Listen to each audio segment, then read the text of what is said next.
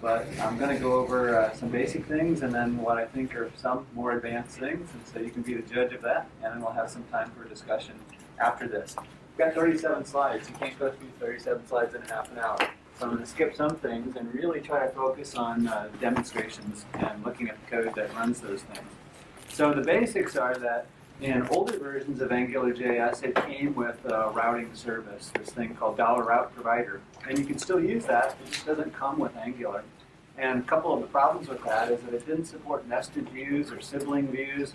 So now that's pulled out of core. You download it separately if you want it, but there are other alternatives. And UI Router seems to be the most popular one, probably because it does support nested views and sibling views.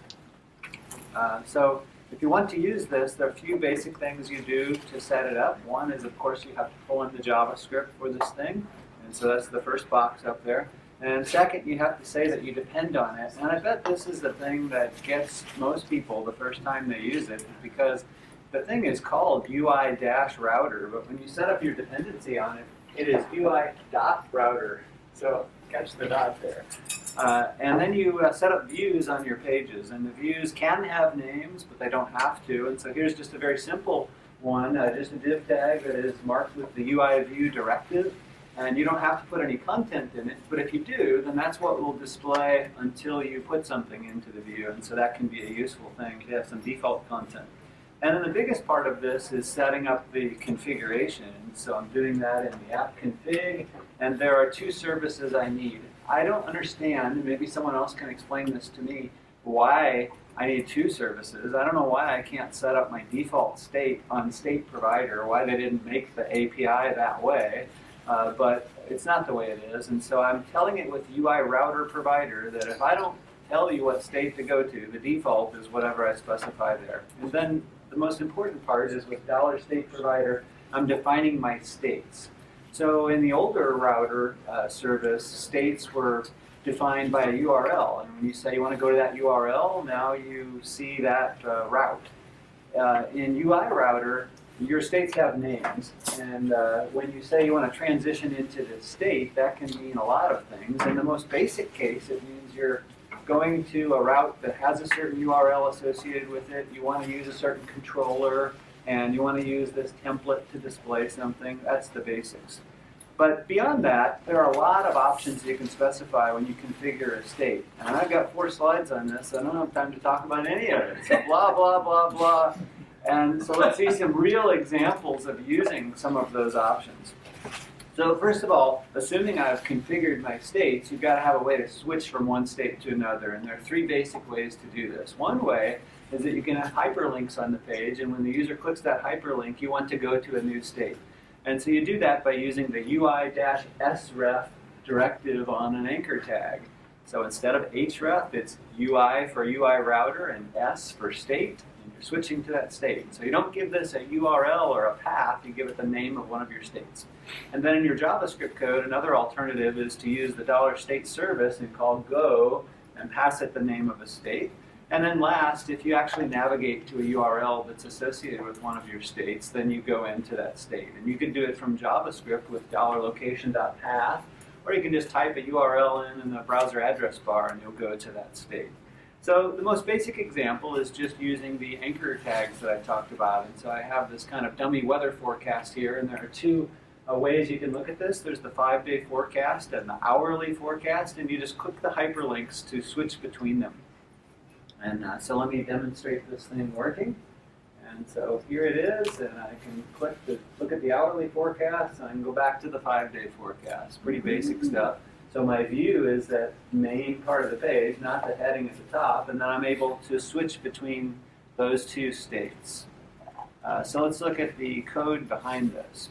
So here is my main HTML page, and I'm pulling in, of course, Angular itself and the UI router part, and then my own JavaScript, weather.js, and I've got some CSS, and we won't take the time to dig through the CSS, we'll just trust that it does nice things for us. But then I have this div with links in it, and there you see the UI-sref, so I can switch between the hourly and the daily states, and then at the bottom I have this div that's going to hold my view, and so when I switch to a state, it's going to populate that div with the UI view directive on it. And then here are my two partials. So when I set up the states, I'm going to say that these are the templates I want to use. And so one for the 5-day and one for the hourly. And this is some pretty basic Angular stuff here. I'm assuming that on my scope, I'm going to have day forecasts, which is a collection of day forecast objects. And those have properties on them of day and the high and the low. And similarly for the hour forecast, that's going to be on my scope. And I can pull out the hour and the temperature. Then on to the JavaScript part. I'm setting up my main module, which is called weather. And you see my dependency on the UI router module. And then I have my factory for the weather service. Now, in a real application, I'd probably be making a REST call here and go out and get real data. But I'm just adding some dummy data here just to demonstrate the use of UI router. So I've got an array of forecasts that I'm pushing into that, a bunch of objects that represent an hourly forecast, and then just returning it. And then similarly for the daily forecast, I have a day and a high and a low. And this is a very typical way that I set up my Angular services, where I create this empty object that I call service, and then I attach a bunch of functions onto that, and then at the end return that service object. Of course, when you define a service, if you want, you can return just a single function. But it seems pretty common for me that I want my services to have more than one function, and so that's a pattern I usually follow. I have a question. Yes. Unrelated to UI router, but there's this thing called factory and this thing called service. And unfortunately, it seems like the standard terminology that everybody uses on talks is to say service, even when they're literally using factory. Do you have any insight, deeper than what you get from the documentation, which is not much, on when you're supposed to use factory and service? Because you can kind of accomplish the same thing. Right. So it turns out that there are 4 different ways to define a service in Angular, and I have slides that show examples of these 4 different ways. But in my experience, it seems like 99% of the time people use factory. And I have yet to run across a case where I wanted to use one of the other 3 ways of doing it. So maybe that could be a future talk or kind of a group discussion to talk about these different ways of You just default to always use factory. I do. Yeah. Well, I know that was on both of our lists of things that we would like to at least talk about with other people doing Angular. Is kind of a philosophy behind when you use different things. So even though I haven't found value in the other 3 ways, if I show examples of using them, other people might say, oh, that's why I would use that. So yeah, we could do that. Then we get down to my controller, my weather controller at the bottom, and I'm injecting into this my weather service, and then I'm calling those functions, and I'm putting that data on the scope so that I can display it in my view. And then the most important part of this is defining my states. And so I'm saying that the default is to show me the daily view, and then I have my 2 states defined, and each state has a URL associated with it. I'm telling it what controller I want it to use for getting the data that I'm going to render, and then what is the template that I'll use for displaying that view. Any questions about that? This is really like the most basic thing you could do with UI router. The next step is I want to talk about having sibling views. When you switch to a state, it could be that your page contains multiple views and you want to update all of them when you go into this new state. And so this page here has 4 views on it, obviously the way you see the borders up there. And there's a little bit of functionality here. When I'm in this state on the left and I click red, green, and blue, it's going to change the color of the text that's right here. And when I'm in this state and I click these, it's going to change the size of that text. So let me demonstrate that.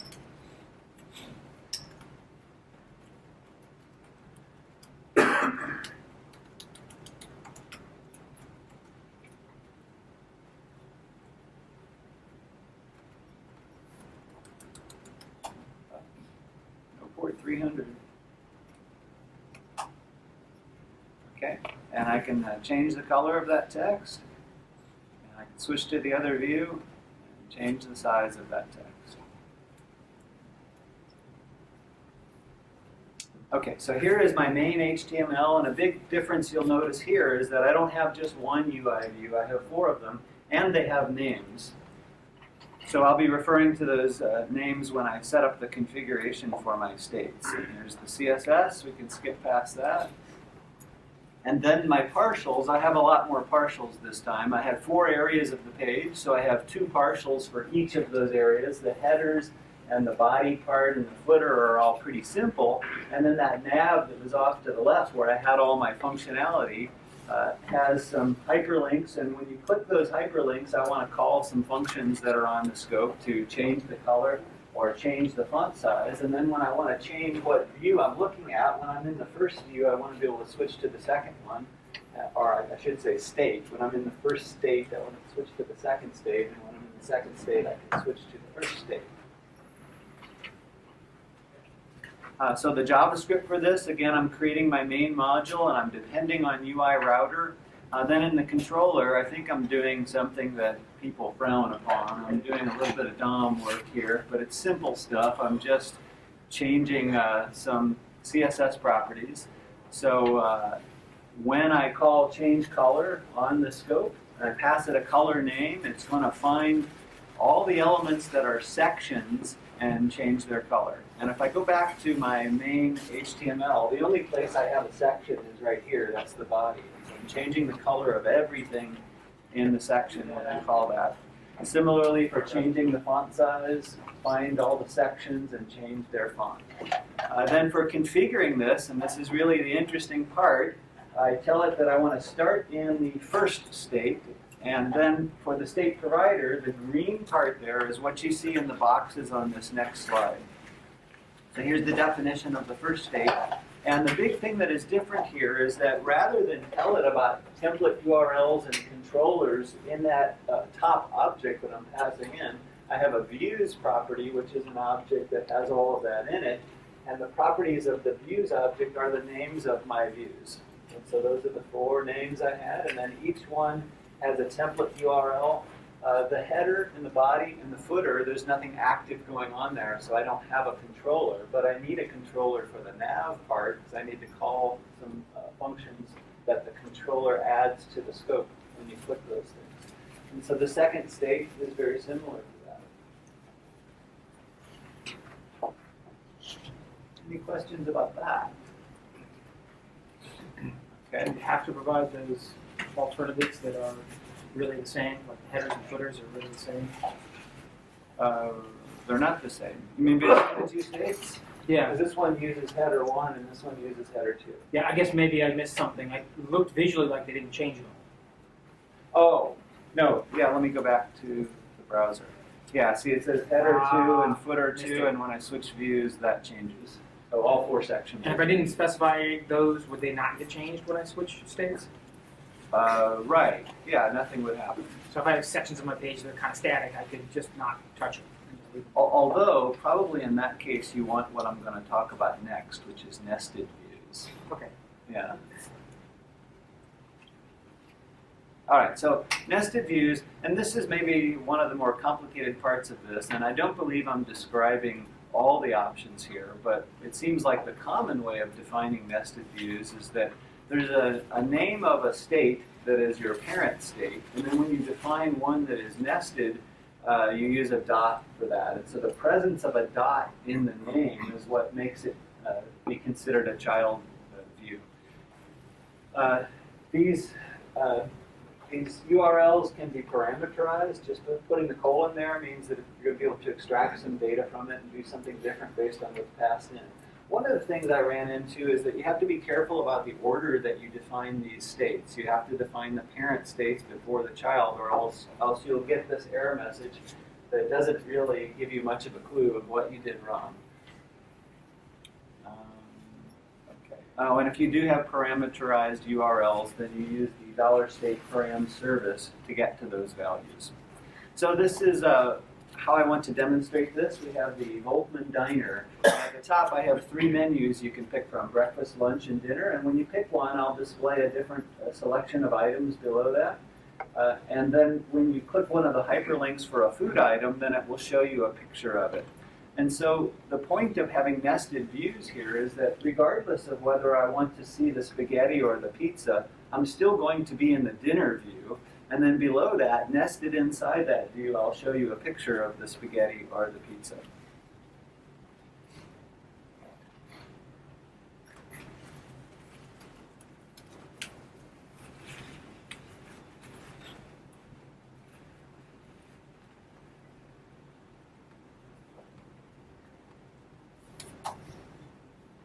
so here it is, and I'm looking at the dinner menu, and I can switch to the lunch menu and the breakfast menu. And notice it says click an item to see the detail. That's the default content in that nested view. And then when I click this link, that gets populated with some other data. But that is a nested view inside the breakfast view. Okay, so let's walk through that code. So in my main HTML, first I have the dinner controller specified in my HTML because that's going to add to the scope the string Volkmann so I can display whose diner this is. And then I have my hyperlinks for switching my state for the different meals.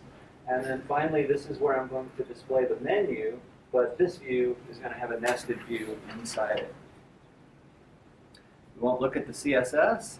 And then here are my partials. These are what I have for each of the meals, so breakfast. And then I'll have a bunch of these. I'm showing just a few here, but you can add as many as you want there. And then similarly for the lunch. And for the ones that I do have a picture to show, then I have a nested view. You notice the dot in there. That's what makes it a nested view. So I have pictures for some of the food items. And then here is where I'm going to display it. So notice I have a UI view. It doesn't have a name, and neither did the parent one, but it can keep that straight because they're nested. And so when I tell it to display the omelet, it's going to know to put it inside that view.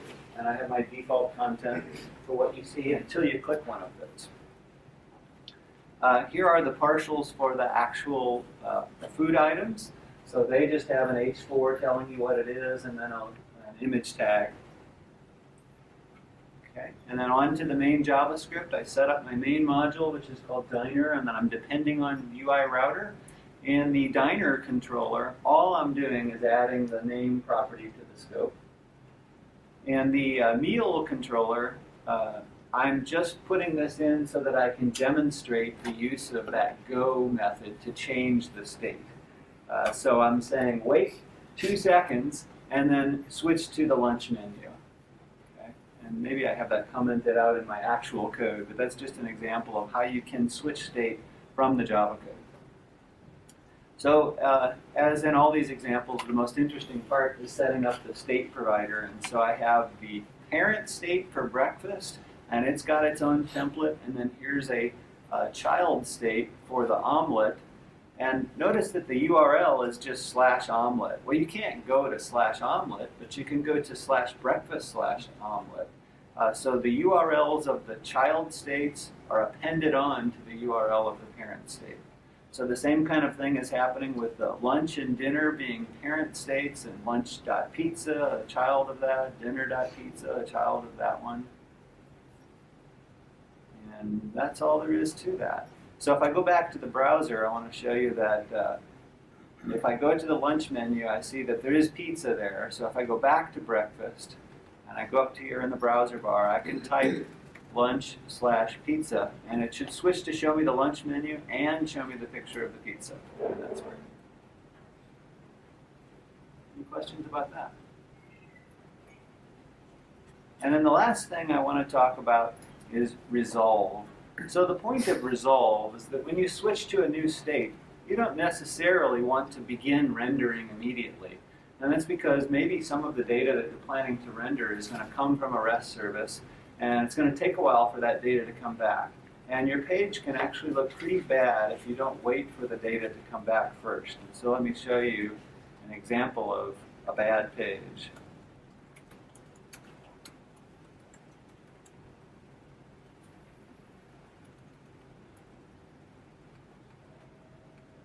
Okay, so you notice that the page is going to come up immediately, then some data is going to fill in, and then some other data is going to fill in. Okay, so that's not nice.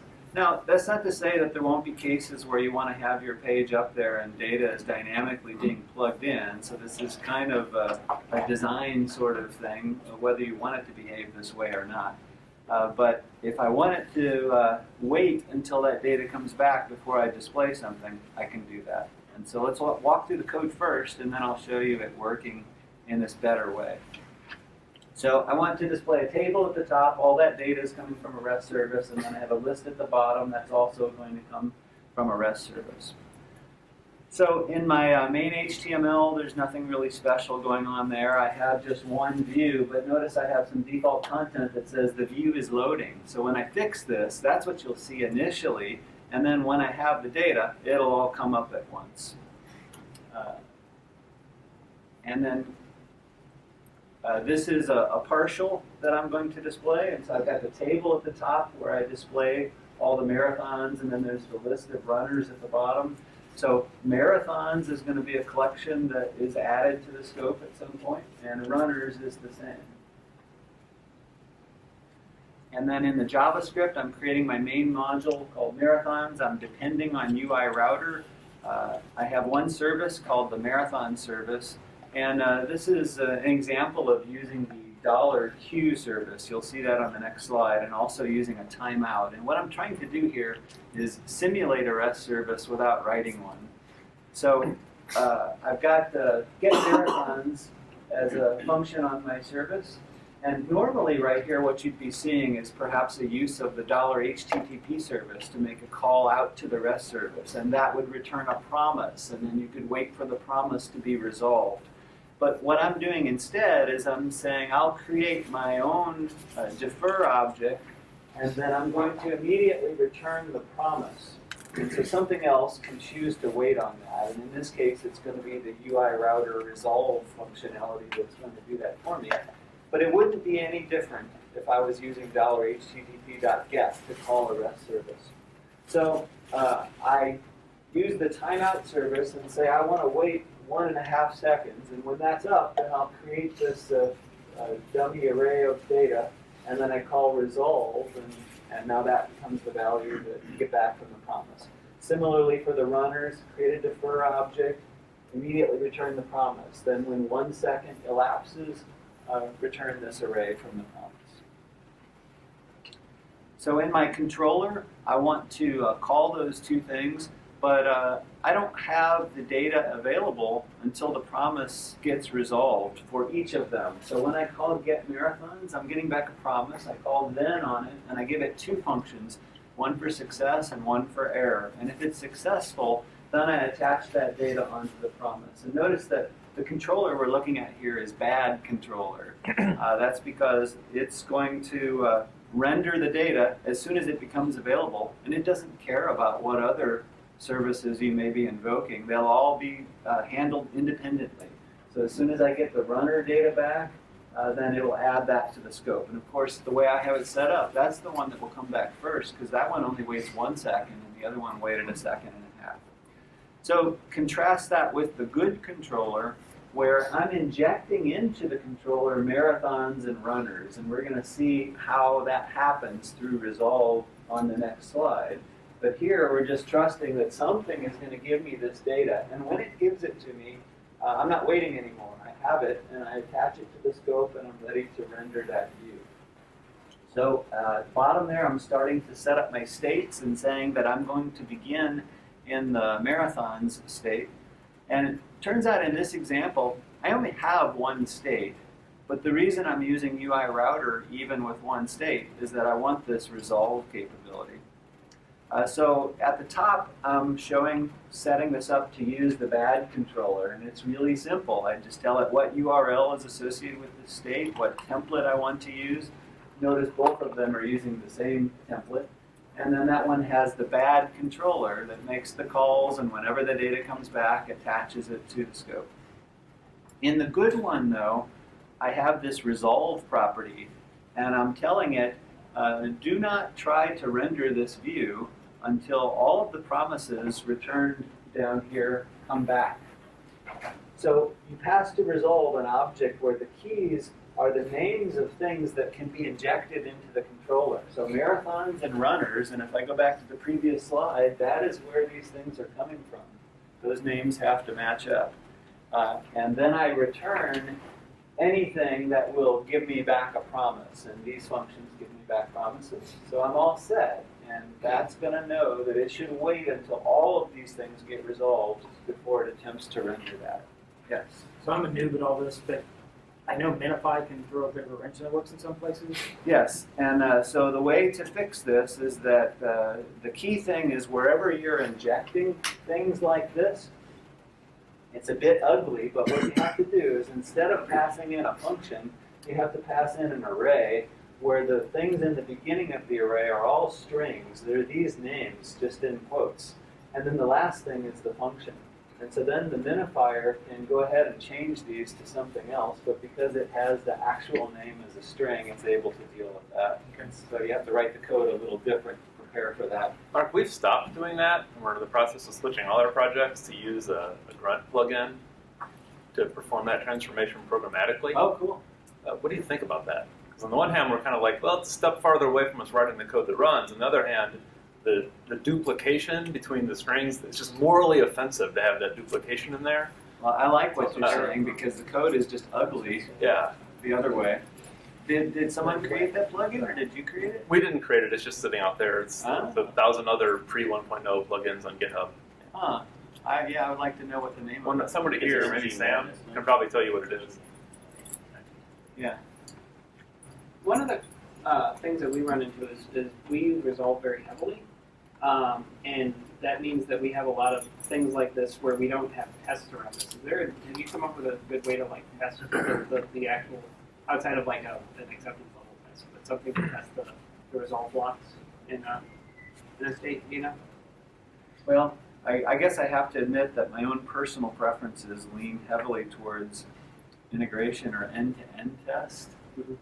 And so if I wrote that kind of test, if I'm understanding your question right, that wouldn't be an issue because I'm just going to run the whole code and look at what ended up on the DOM. So are you talking about testing whether whether get marathons works? So his example is very simple because it's just one line. It's just return marathon service, get marathons. But like if you were say doing a resolve that was taking in state frames or something like that, and then performing some service calls off of that, that might actually be something of a significant amount of significant enough thing that. My preference would be if that function was any less trivial than that, would be to make it delegate to something in some other code. So have like a service that. Yeah, right, and test that. Right. Okay, so I'm pretty much done. The only thing additional that I want to say is that there's some events you can listen for that are associated with this. And this can be useful for debugging, especially listening for state change errors and getting some details so that you know that there was an error when you were in this state and you tried to transition to this other state. Or maybe you tried to go to a state that you never defined and you'll get a state not found event. So these are things you could listen on, and these are all on the root scope. And so you could listen to them from any scope and then you'll get that. And so there's some examples of the syntax there of how you set that up. And then you can listen for a view to finish being loaded here. You get the view content loaded event. And that's all I've got. Did I make it in a half an hour? Probably not. You have 43 seconds left. I thought I limited the recording. 43 seconds for questions.